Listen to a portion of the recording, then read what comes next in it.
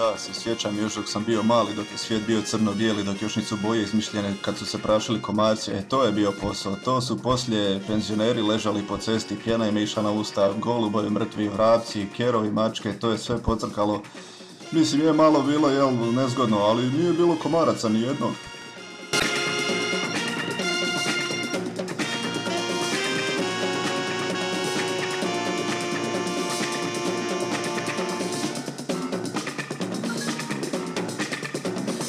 Danas to naravno ništa ne valja, ti moderni eko otrovi, to bož sačaj niš nije učinkovati. Ja recimo igram taj pilates, skačem na lopti po dvorištu, ali ne možeš ti navečer kad te napadne komarac, ko kondor, sjedne ti na leđa, zabije ti ono u vrat, onu u žilu, popije ti krvi, znoj, suze, budeš blijed ko krpa, padaš uneseš po dvorištu, nema to više stvarno smisla, mislim da treba se nešto poduzeti.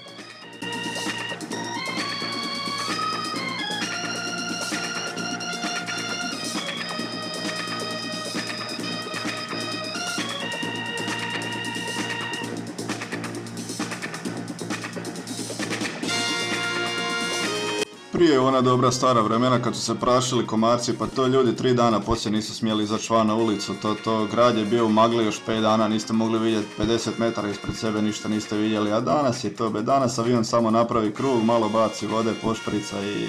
nema od toga ništa, mislim stvarno da to više nema smisla. I smatram da bi ovaj ministar za kulturu, za